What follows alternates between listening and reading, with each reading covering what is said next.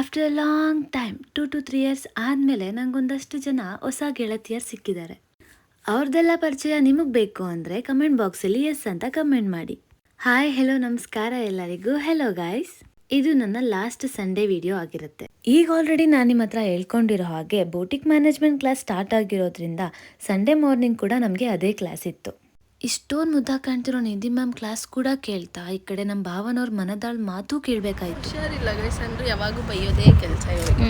ಯಾಕೆ ಬೈತಾರೆ ಅಂತಲೂ ಹೇಳಿ. ಯಾಕೆ ಒಂದು ವಿಡಿಯೋಸ್ ಅಪ್ಲೋಡ್ ಮಾಡಲ್ಲ, ಏನೂ ಮಾಡಲ್ಲ, ಹೇಳ್ಬೇಕು ಸಪೋರ್ಟ್ ಮಾಡಲ್ಲ ಗೈಸ್. ಸಪೋರ್ಟ್ ಮಾಡಲ್ಲ. ಅವ್ರ ವಿಡಿಯೋಸು ಅವ್ರ ಫೋಟೋಸ್ ಎಲ್ಲ ಹೆಂಗೆ ಹಾಕ್ಬೇಕಂತ ಗೊತ್ತಿರುತ್ತೆ, ಕ್ಲಾಸ್ ವಿಡಿಯೋಸ್ ಹಾಕಕ್ಕೆ ಬರಲ್ಲ.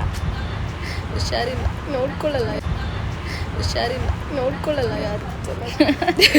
ಭಾವನವ್ರ ಮನದಾಳ್ ಮಾತು ಕೇಳಾದ್ಮೇಲೆ ನಾವು ಬಂದಿದ್ದೇನೆ ಎಂಬ್ರಾಯ್ಡರಿ ಕ್ಲಾಸ್ಗೆ.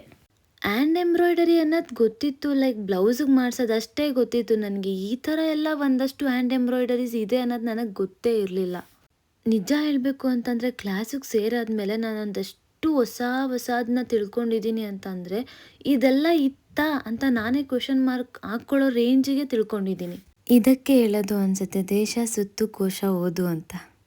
ಹೊಸ ವ್ಯಕ್ತಿನ ಮೀಟ್ ಮಾಡಿದಾಗ, ಹೊಸ ಜಾಗಕ್ಕೆ ನಾವು ಹೋದಾಗ ಹೊಸ ವಿಷಯಗಳನ್ನ ತಿಳ್ಕೊತೀವಿ ಅನ್ನೋದಕ್ಕೆ ನಾನೇ ಉದಾಹರಣೆ. ನಂಗೆ ಅನಿಸುತ್ತೆ 2025 ಮುಗೀತಿರುವಾಗ ನಾನೇನು ರಿಗ್ರೆಟ್ ಮಾಡೋಂಗಿಲ್ಲ ಅಂತ. ಬಿಕಾಸ್ ಒಂದಷ್ಟು ಒಳ್ಳೆ ವಿಷಯಗಳನ್ನ ತಿಳ್ಕೊಂಡಿದ್ದೀನಿ ಅನ್ನೋ ಖುಷಿ ಇದೆ. ಆ್ಯಂಡ್ ಆಲ್ಸೋ ಒಂದಷ್ಟು ಒಳ್ಳೆ ಪರಿಚಯಗಳು ಕೂಡ ಆಗಿದೆ. ಅದು ತುಂಬಾ ಖುಷಿ ಇದೆ ನನಗೆ. ಕ್ಲಾಸ್ ಕಡೆ ಬರೋದಾದರೆ ಸಂಡೇ ಆಫ್ಟರ್ನೂನ್ ಕ್ಲಾಸ್ ಈ ಥರ ಇಂಟ್ರೆಸ್ಟಿಂಗಾಗಿ ಖುಷಿಯಾಗಿ ಆ್ಯಂಡ್ ಆಲ್ಸೋ ತುಂಬ ಕ್ಯೂರಿಯಾಸಿಟಿಯಾಗಿ ಇತ್ತು. ಸಂಡೇ ಕ್ಲಾಸ್ನ ಮುಗಿಸ್ಕೊಂಡು ನಾವು ಹೊರಟಿದ್ದೆ ಮನೆ ಕಡೆ. ಇದಿಷ್ಟು ನನ್ನ ಲಾಸ್ಟ್ ಸಂಡೇ ವಿಡಿಯೋ ಆಗಿತ್ತು.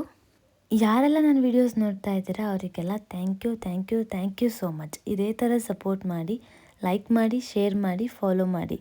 Thanks for watching. Bye, take care.